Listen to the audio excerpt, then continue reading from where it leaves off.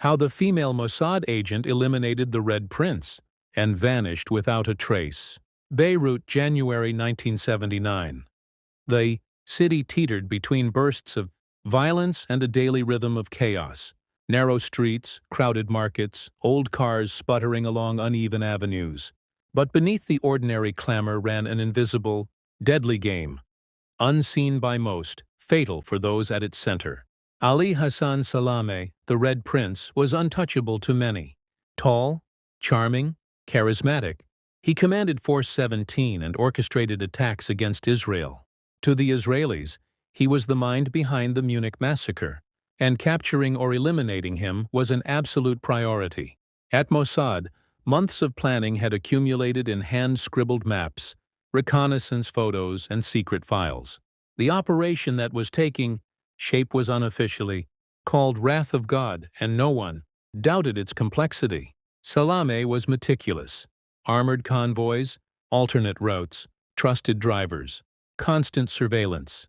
Approaching him would require more than brute force. Oh, it demanded surgical precision. This is where Erika Chambers came in. A seemingly ordinary British agent, yet lethally trained, she was nearly invisible.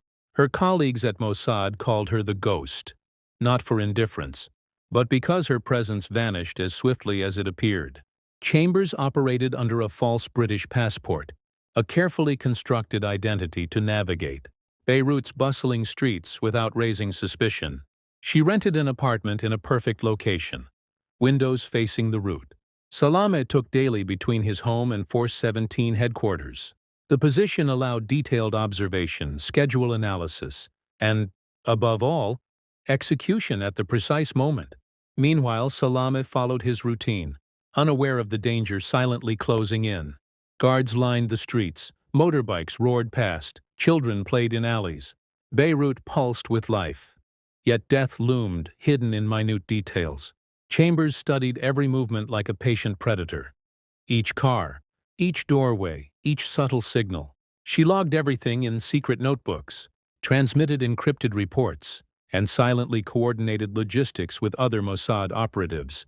The night before the strike, Chambers stayed in her apartment late, watching streetlights glint off passing cars.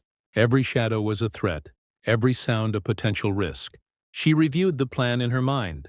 The red VW parked on the street carried the explosive charge prepared by specialists. She would trigger the detonation, but only once she confirmed. Salameh was in the right place at the right time. Her breathing was calm, her eyes sharp.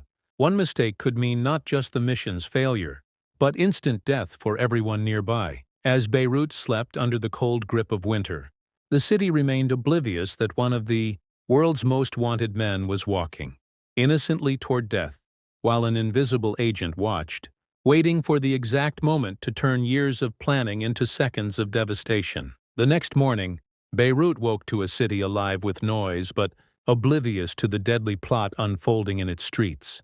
Markets buzzed, vendors shouted over each other, and the smell of spices and exhaust mingled in the air. From her vantage point in the apartment above, Erika Chambers blended seamlessly with the urban landscape. She wore nondescript clothes, her hair tied back, eyes constantly scanning the street below. Every detail mattered. Every movement of Salameh, every guard's shift, every car passing by had to be noted and analyzed. The red Volkswagen, parked several meters from the curb where Salameh's convoy would pass, gleamed innocently in the winter sun. Inside, the explosive device lay hidden, silent and deadly. Chambers had spent hours ensuring it was undetectable, calculating the precise timing and detonation mechanism. The mission's success rested entirely on patience and timing. One misstep, a stray pedestrian, a change in routine, and the operation would fail. Salameh left his home precisely on schedule. 2 guards flanked him, his driver maneuvering cautiously through the city's narrow streets. Chambers observed every second. The guards' positions, the distance from the car to the sidewalk, the patterns of pedestrians in the surrounding streets. The rhythm of his movement had been memorized over weeks, recorded in her mind as if she were reading a script. In her apartment, Chambers double-checked the detonator in her hand, a compact device engineered to trigger the explosives remotely. Her fingers barely trembled, a testament to years of training. She adjusted the scope of her binoculars, focusing on the red VW and then back to Salameh's convoy. Everything was synchronized.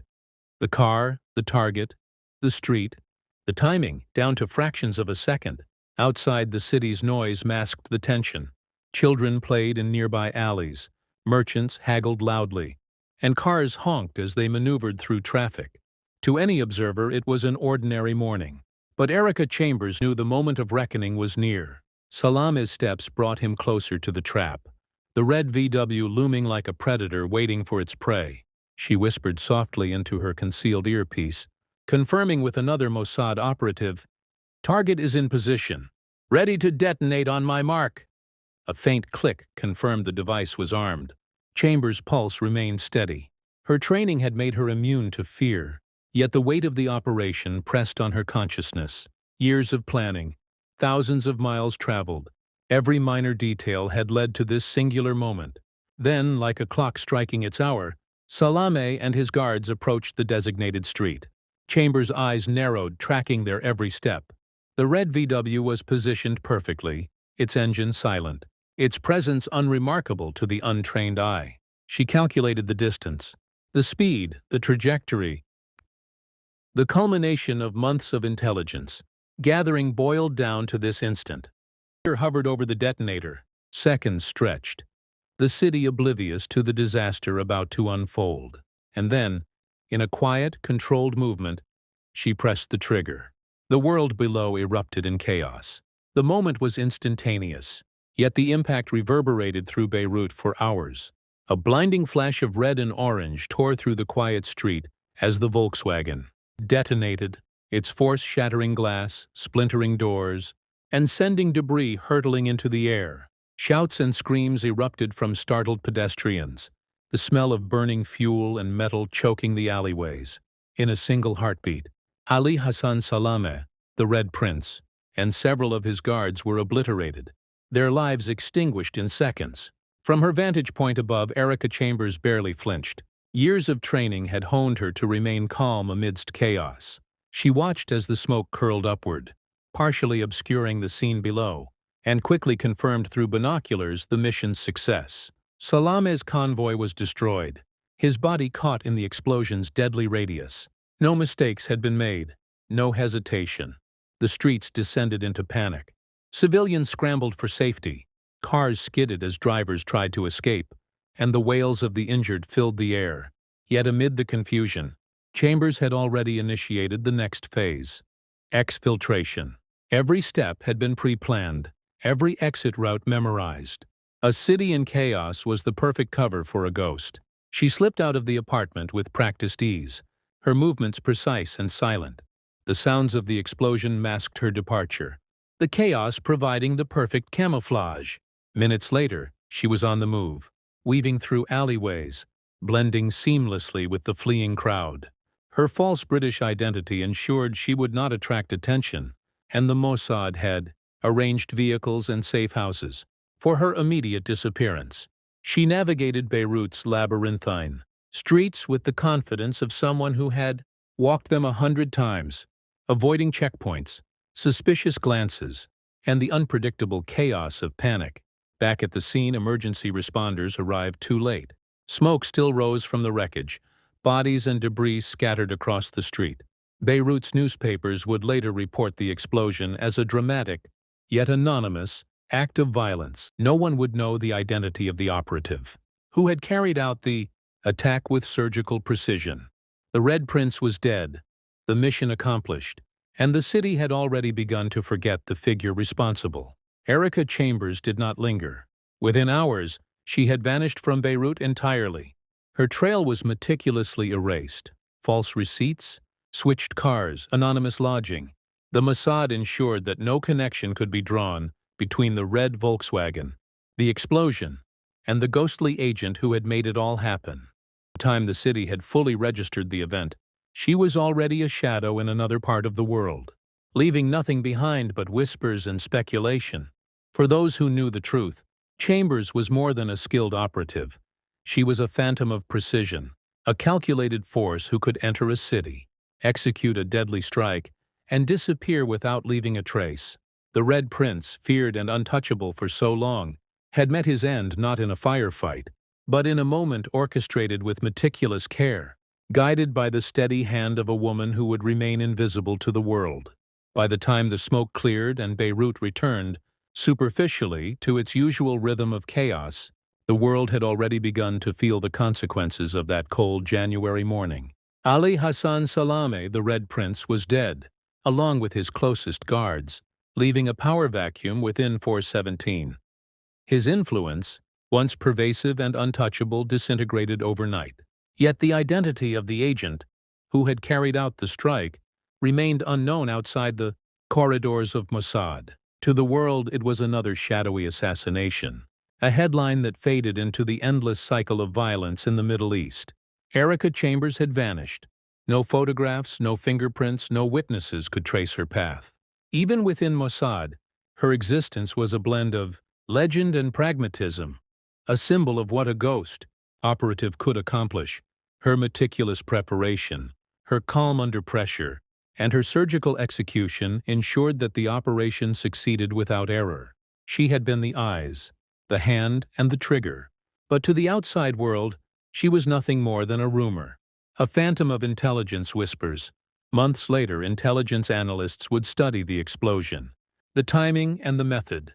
They speculated about Mossad involvement, about the sophistication required to assassinate someone like Salameh.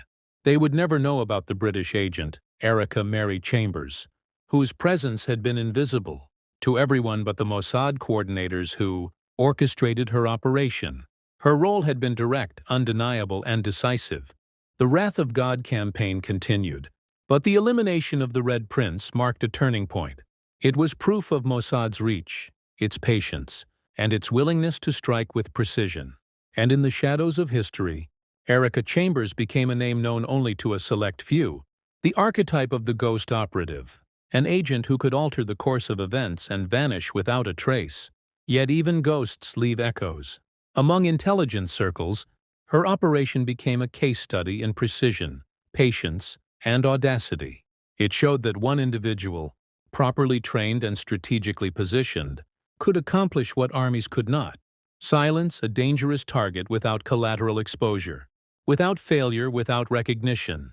She had rewritten the rules of espionage, showing that invisibility was not a weakness but a weapon. In Beirut, life resumed. Streets were rebuilt, businesses reopened, and residents moved on, unaware of the careful orchestration behind the deadly flash of the red Volkswagen. In a quiet room somewhere far from the city, Erika Chambers breathed easily, her mission complete. The world would never know her name, but her impact was indelible.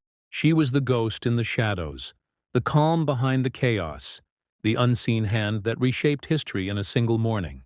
And just like that, the Red Prince's story ended, written not by his enemies' bullets, but by the silent, untraceable resolve of a woman who walked through the fire, pulled the trigger, and disappeared, leaving only the legacy of her precision and the quiet hum of an invisible life well lived.